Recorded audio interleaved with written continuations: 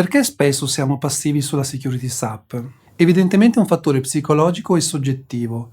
In consulenza spesso, soprattutto per i nuovi clienti o per non spaventare, tendiamo a non allargare troppo il perimetro. Che cosa intendo? Se la tua azienda non ha una maturità elevata su queste tematiche, la lista di tutte le possibili cose da fare potrebbe essere molto lunga e complicata, quindi difficile da realizzare. Non sempre c'è una visione d'insieme della security SAP. Qual è la big picture a nostro avviso? Come fare a realizzarla?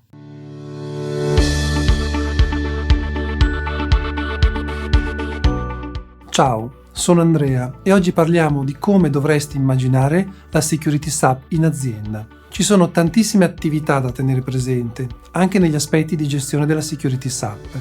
Sicuramente non sono gli unici ed i principali argomenti all'ordine del giorno. Quando parlo delle possibili iniziative su quest'area, spesso ci si spaventa. Non abbiamo nemmeno finito di rimuovere tutti i SAP pool delle utenze e già ci parli di questo e di quello.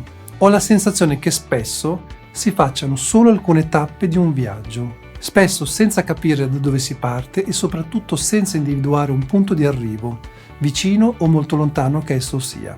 La security SAP è un viaggio. Inizia quando arrivi a farti alcune domande, se non è già capitato qualcosa in azienda di critico, ma spesso non c'è un unico obiettivo condiviso, anzi, spesso chi si occupa di questi argomenti è visto anche male in azienda. Ma di questo ne parliamo in un altro episodio. Il risultato è che il viaggio spesso è solo un piccolo tratto di un percorso da fare, o che si dovrebbe fare. Quante volte ho visto fare e rifare le medesime attività. Inizi in un modo, poi ti accorgi che non funziona. Quindi senti che l'investimento fatto non ha portato a nulla o poco, a volte addirittura peggio. Quando le persone si improvvisano, spesso anche in consulenza su queste tematiche, possono esserci numerose perdite di tempo e non sempre si raggiunge quanto stabilito. Cosa fare allora a mio avviso? Tutta la parte di definizione della profilazione è la base di partenza di tutto il resto. In tutti i sistemi SAP del landscape. Devi in primo luogo avere un concetto autorizzativo maturo. Non significa che finiranno i problemi e che non riceverai chiamate. Significa che se vuoi, hai modo di controllare davvero cosa viene a sistema e controllare soprattutto cosa non funziona. Ma sei davvero sicuro che una volta risolto e implementato il modello sia sempre tutto come si era definito e pensato? Come fai a controllare ciò che è stato fatto? Non intendo controlli spot a campione, intendo un processo di controlli automatizzato che ti permette in ogni momento di identificare delle difformità. Ecco, questa è la base. Da lì si parte, a seguito con gli aspetti di security del codice e la gestione della SOD. Quest'ultima normalmente, se possibile, è definita prima della definizione dei ruoli autorizzativi. Su questa parte ci sono diversi altri episodi specifici. Il controllo degli accessi in senso esteso, ovvero la gestione delle identità aziendali. Automatizzare il più possibile il provisioning e deprovisioning delle utenze e dei ruoli.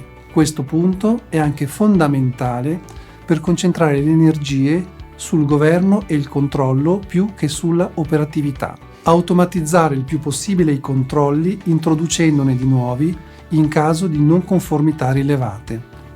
Attivare meccanismi di correlazione di log ed eventi. Magari stai già pensando, sì, ma quanto mi costa fare tutto questo?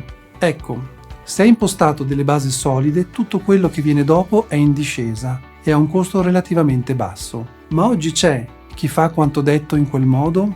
A mio avviso, ci sono realtà che già oggi fanno quanto descritto, non sempre con modelli maturi.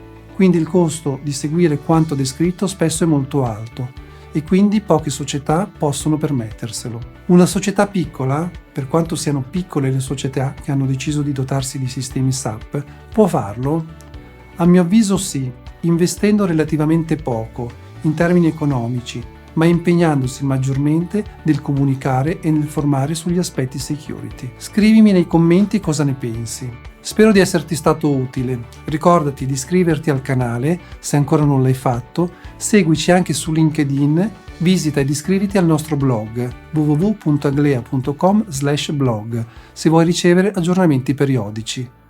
Contattaci se vuoi scoprire come migliorare la sicurezza dei tuoi sistemi SAP. A presto, ciao!